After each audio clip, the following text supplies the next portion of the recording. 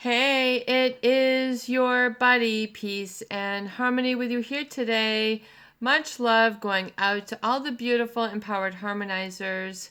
We are zooming in and focusing in on a great viewer question, or really kind of a topic that I have here that sort of parlays off of a great viewer question, and that is to discuss the victimizing narcissist.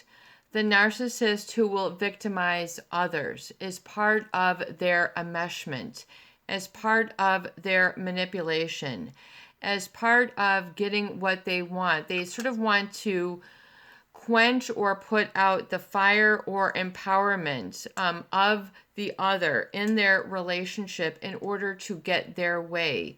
And this will be done, like for our viewer, when they victimize through a condescending or belittling and critical tone. It can be a condescending, belittling tone, a sneer, a rage, slam of a door, those sort of things. But this is truly how the narcissist insecurity manifests, is when they project their insecurities. They do not own their own shortcomings. They don't even know that they have, inflicting hurt onto others. They're unaware. They do not understand. They do not see it. They do not feel it can be true. They are very invalidating to others when they hurt them. And so this creates a lot of fog, confusion, guilt, and really can create a lot of inefficacy within that individual, a loss of industriousness, a loss of autonomy, a loss of independence, a loss of self-assurance or self-esteem, any of that, a sort of personal confidence, personal efficacy, personal agency, all sorts of different ways of saying, hey, I'm just living my life in a normal way that isn't just sort of punctuated by episodes of pain or emotional abuse, or sort of tinged in overtone of this negative emotional tone, or the narcissist who really victimizes others as part of their manipulation tactics. And they'll continue this over and over and over again to the point where it becomes normalized in the supply, in the victim, in the target, in the individual, in the person, in the boy, the girl, in the husband, the wife, the employee, the colleague, whoever it is, the fiance. So it is instilled and it is repeated to the point where that becomes a sort of normal.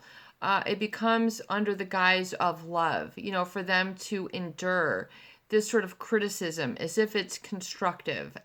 There's constructive criticism, and then there's just plain old beating somebody up, physically, emotionally, psychologically. And then, the narcissist who does this, who will, use the tones, who will use the words, who will act as if you are weak, ineffectual, basically the way that they have treated you. So you're just becoming how you have been treated, which is really the problem. And then they've got a problem with that. So you cannot win for losing in this dynamic when you have this enmeshment, blurring of boundaries, or what is known as sort of when the narcissist victimization of others. And they will use oftentimes some sort of idiosyncrasy about them that they excuse, that this gives them an excuse or reason for them to repeatedly mistreat you. In other words, where they can just get away with it. This and this happened, and then people then excuse that the behavior of this person. They grew up in this and this type of family. They grew up in this and this sort of background. They grew up with this and this going on. And so this is just how they are. I mean, this is just the ultimate statement of an enabler.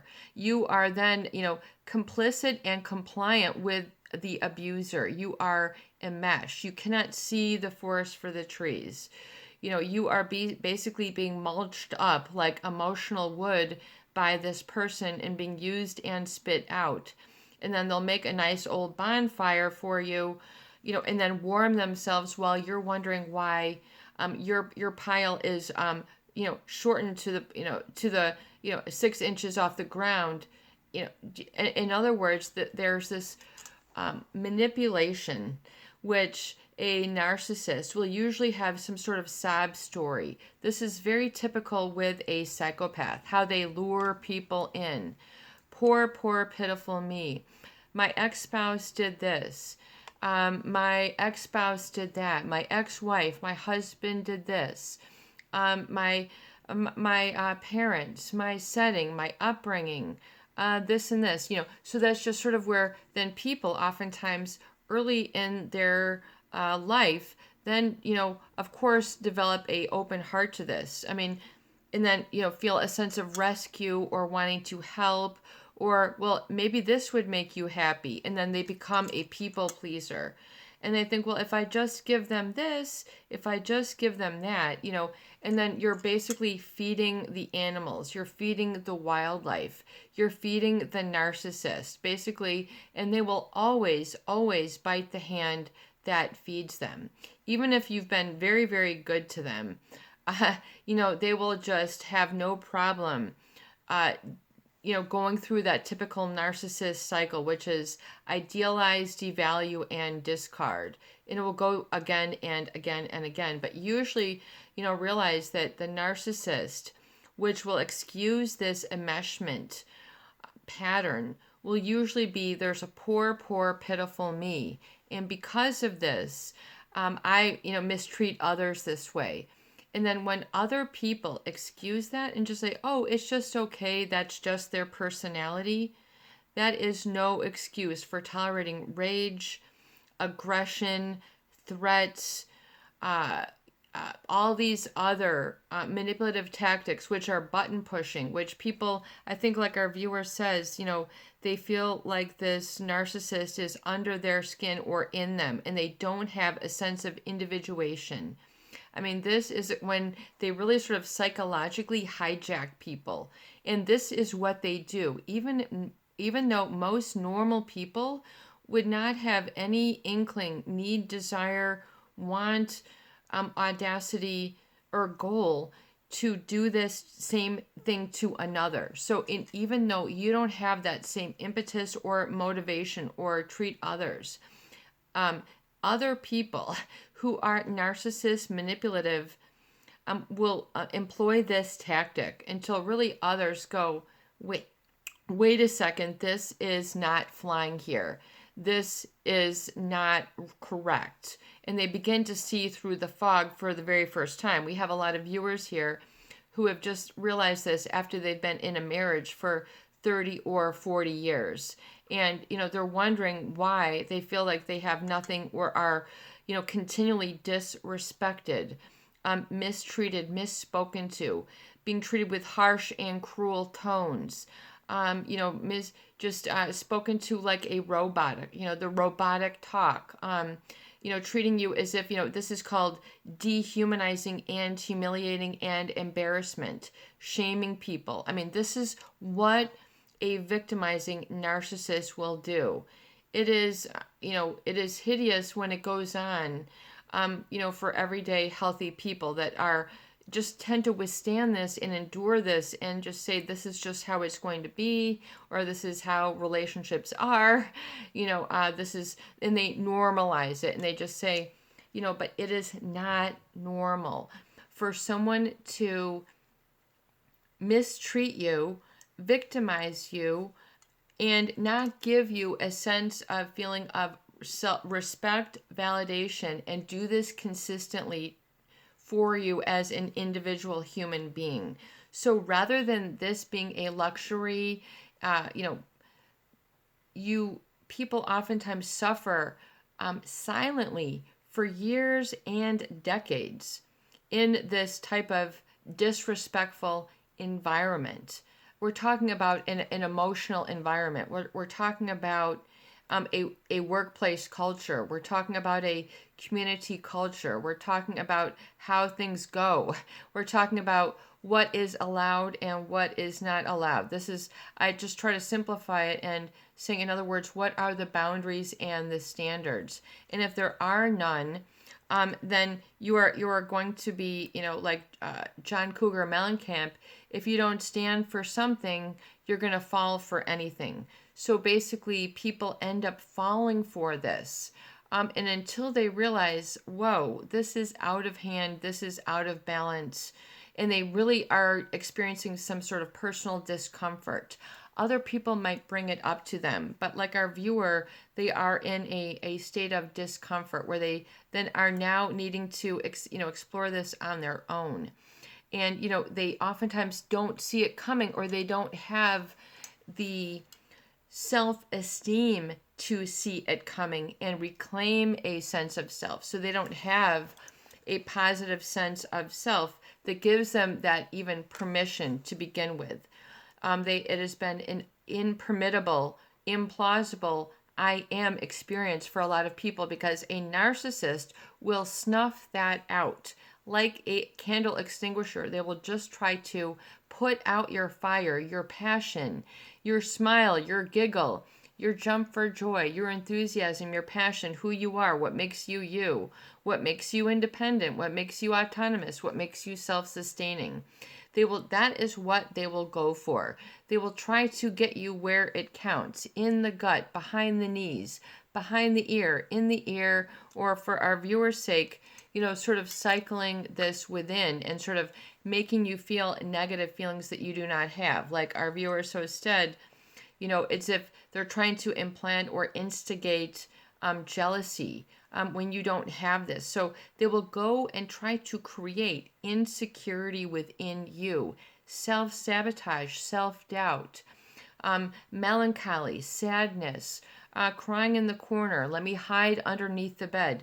The narcissist is doing all these things, but they are unaware of their own sort of shortcomings, and they are fiercely uncomfortable with them being quote unquote normal, average, and they don't want to own where their own shortcomings are. It makes them very, very uncomfortable. So they would just as soon project it onto others. And the projection oftentimes is very precisely parallel to their own insecurity, flaw, worry, things of that nature. So it's almost as if, because they don't own that, they try to make others, and they see others owning it, and they see that, and that is their reality, and that will promulgate all their feelings, behavior.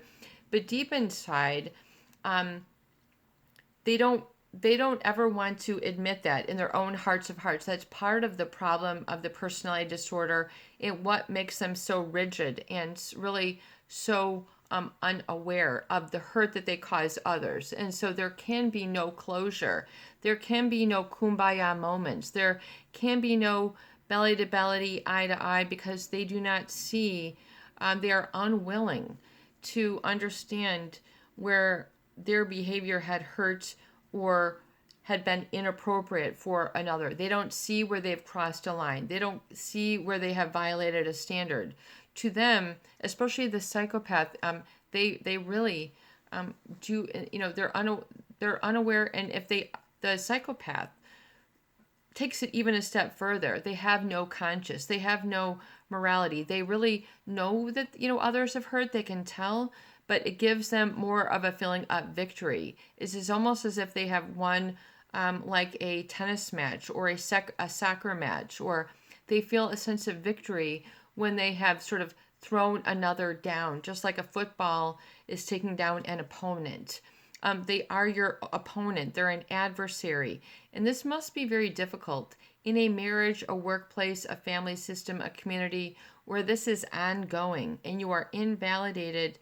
And so people become what is known as gaslighted. They're not able to experience a sense of their own efficacy and their own reality. So they lose a sense of self-efficacy, I am okayness. They don't experience this. This is a taboo state. This is a forbidden fruit.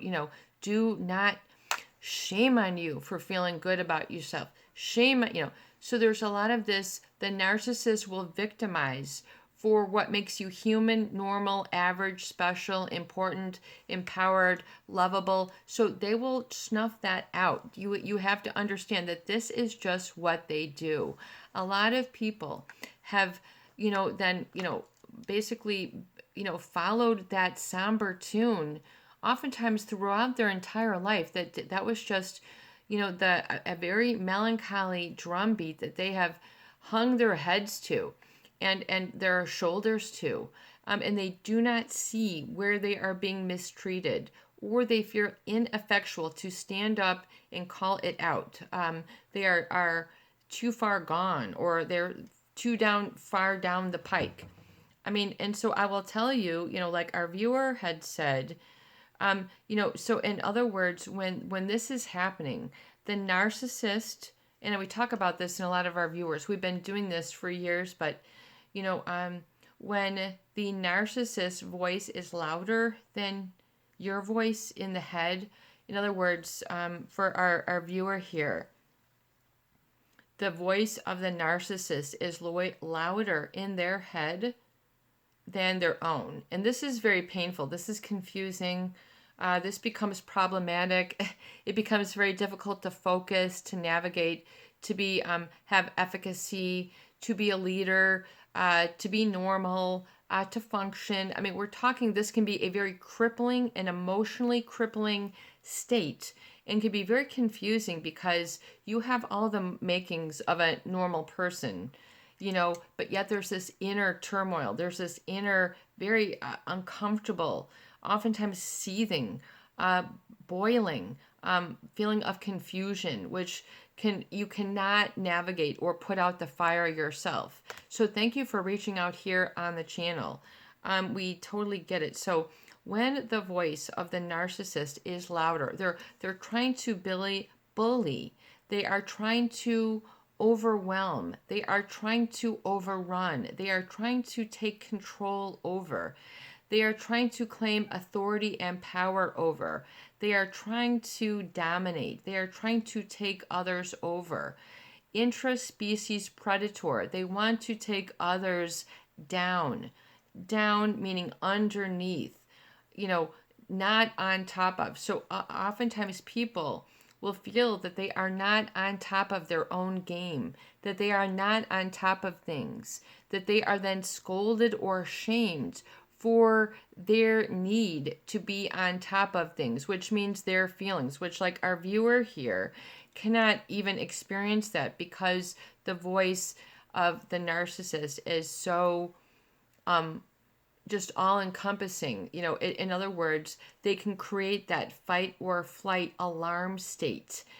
Pete Walker, that talks about this in his book, From Surviving to Thriving, really, it puts you in a fawn or freeze-like state where you literally become immobilized.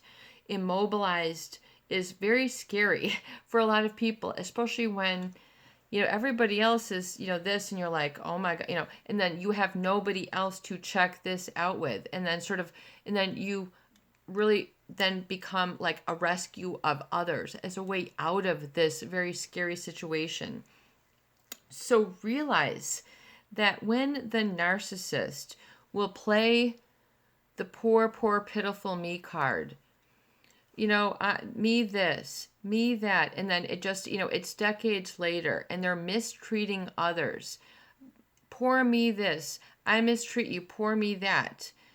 That is them just using this as an excuse to repeatedly hurt you and get whatever it is that they want, while they deny you an experience of self-respect and self-efficacy and self-esteem in the process. So this becomes a big double whammy. It becomes a double negative for you. It becomes a real problem. So you have to realize that when it's this loud, it's because oftentimes that is their goal.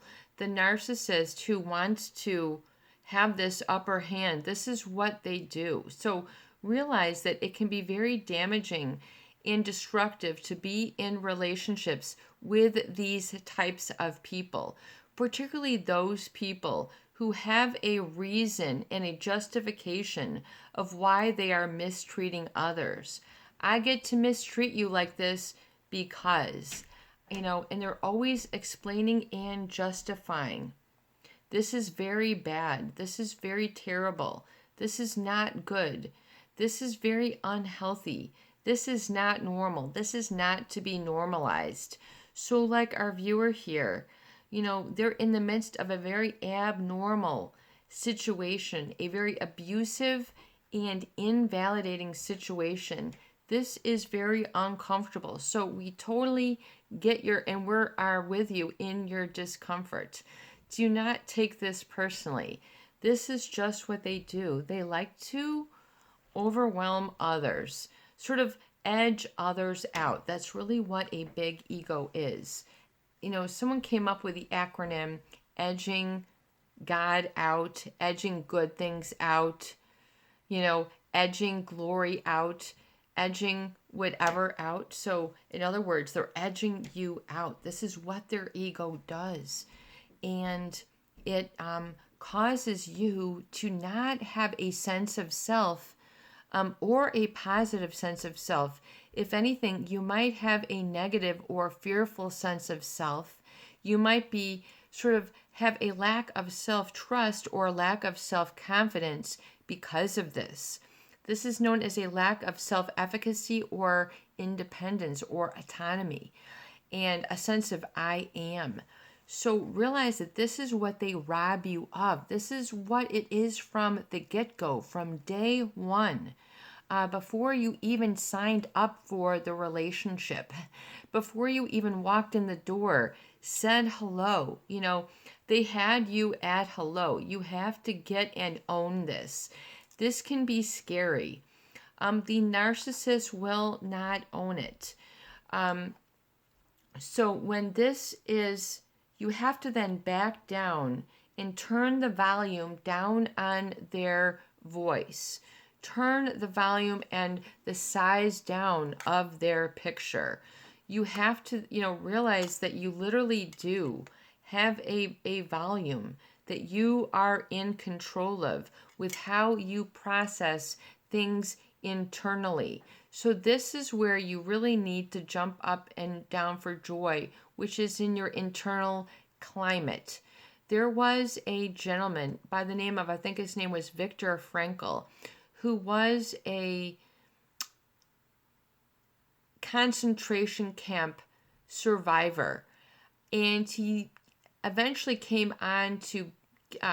went on to become a psychologist. But I think he had something to say along the one thing that they could not steal from me was my inner voice, or something like that.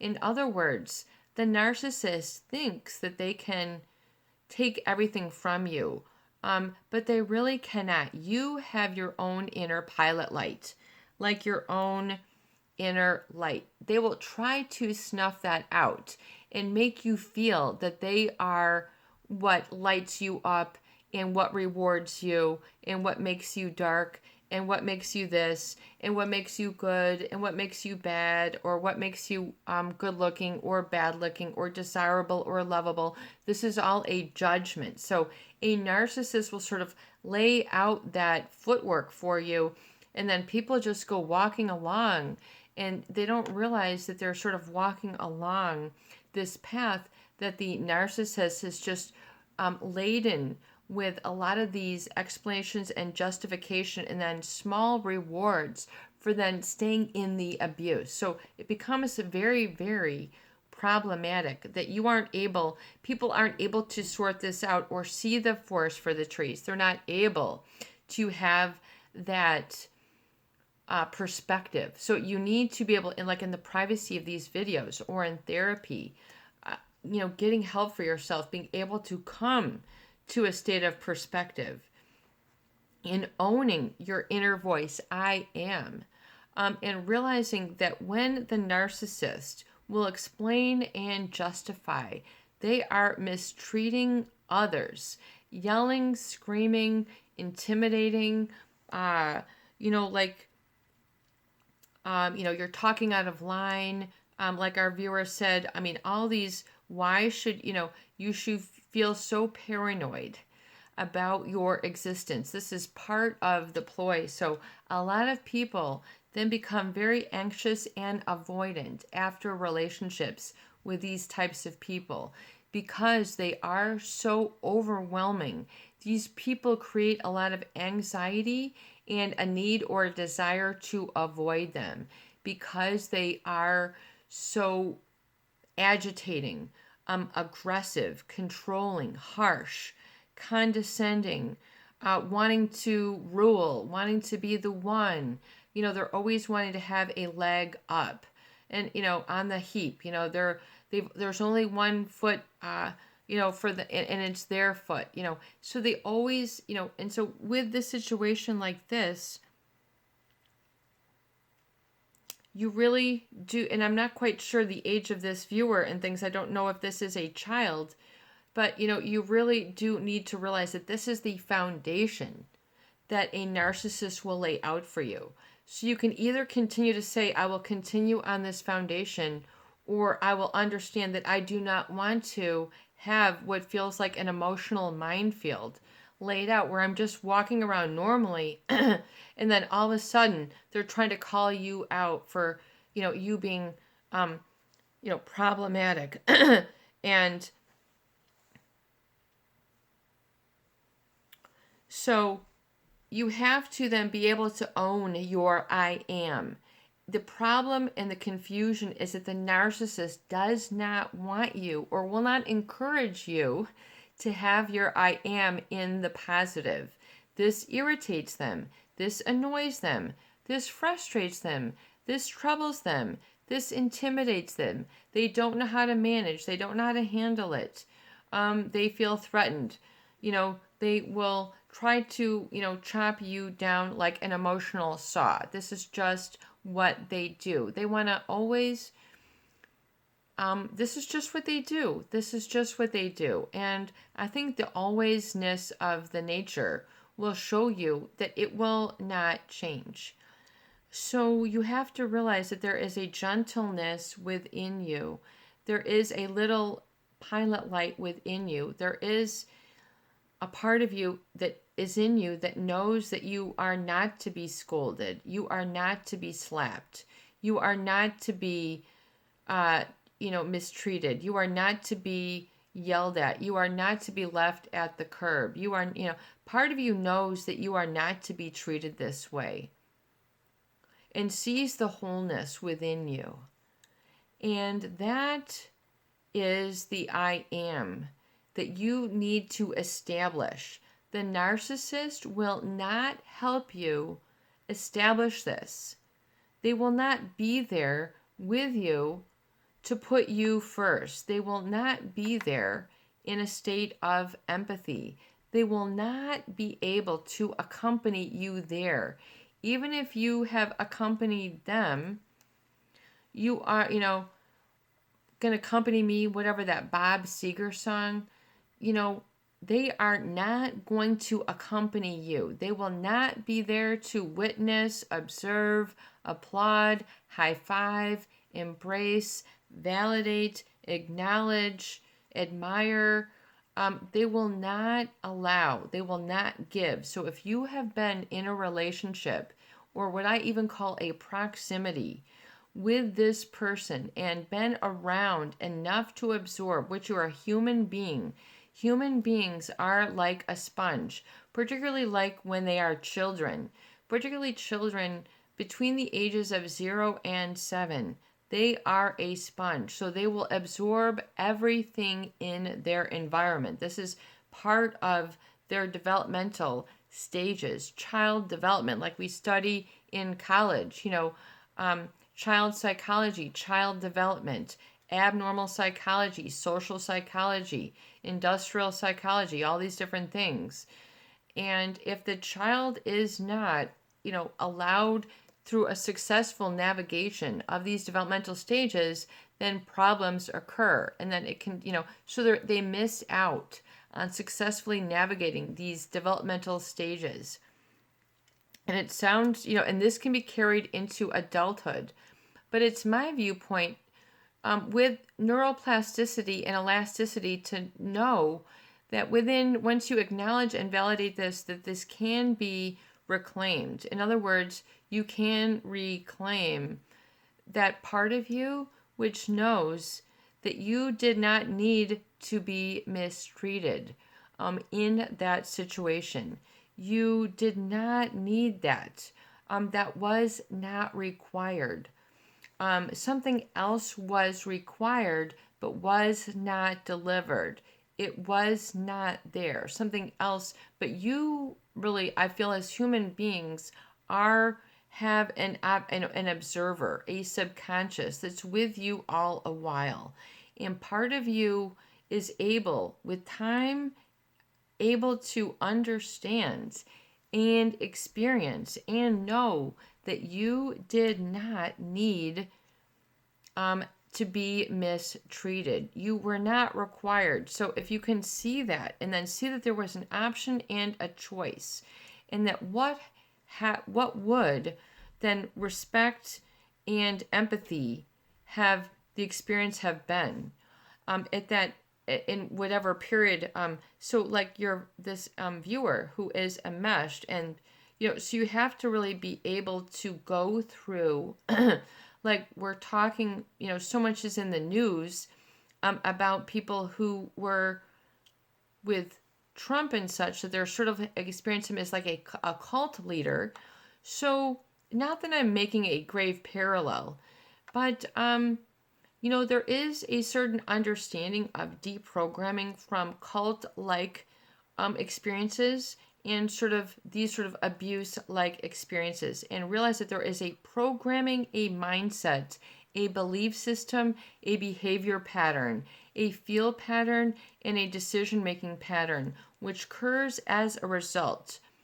So you need to realize that there is then a reprogram, or, so you have to realize that then this becomes a internal environment that is like, you have to sort of be able to turn down the volume and say that like a program that you're watching on TV, or a program or an environment that is inhospitable to you.